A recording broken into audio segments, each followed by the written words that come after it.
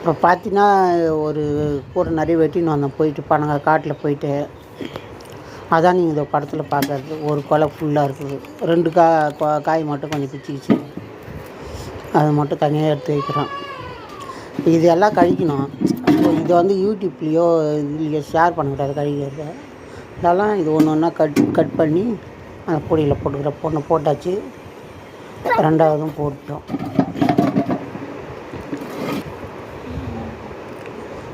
இப்போ ஒவ்வொரு பனங்காய் கழித்து உள்ளே தூக்கி போட்டுடலாம்.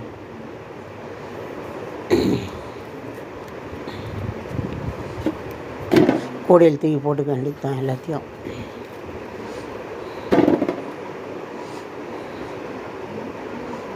புல் கூட ஒரு கூடை நிறைய பார்த்தா பனங்காய் வருது. ஆனால் இந்த பனங்காய் வந்து கொஞ்சம் டேஸ்ட்லாம் கம்மியாக தான் இருக்குது. சீசன் தவறி இப்போ வரதுனால பனங்காய் அந்தளவுக்கு டேஸ்ட்லாம் இல்லை. கழிச்சு ஒரு போட்டு நிறைய போட்டாச்சு. லாஸ்ட்டு பனங்காய் அது ஒத்த கண்ணுன்னு சொல்லுவாங்க. இன்னும் ஒன்று மட்டும் அங்கே வந்து ஓடி போயிடுச்சு. அதை எடுத்து கூடையில் போட்டுக்கலாம். ஃபுல்லாக ஒரு கூடை நிறைய வந்துச்சு. இன்னும் ஒரு பனங்காய் ஒத்த கண்ணு பனங்காய்.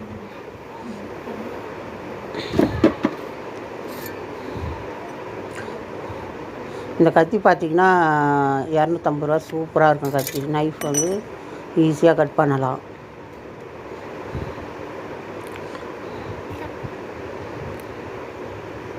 இந்த பனங்காய் இப்போ கட் பண்ணிவிடுவோம்.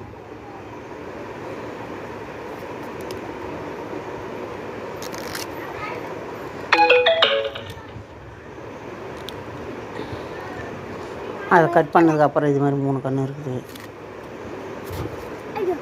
3 கன்று பனங்காய் அப்படியே அடுக்கி வச்சுப்போம். அடுக்கி வச்சுட்டு இதை கட் பண்ணுவோம்.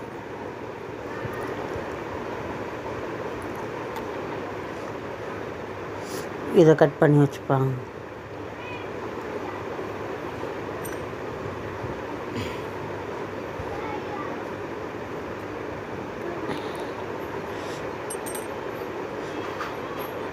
அடுத்து பனங்காய் கட் பண்ணிப்போம்.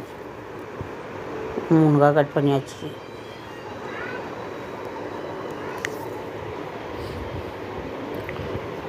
அடுத்த காயை கட் பண்ணிப்போம். இந்த தோலை பிரிக்கிறது வந்து ஒரு இது வச்சு பிரிக்கணும். அதுவும் இப்போ வரும் பாருங்க, அப்படி தான் பிரிக்கணும். 2 கன்று காசு மொத்தம் 3-4 காய் வெட்டியாச்சு.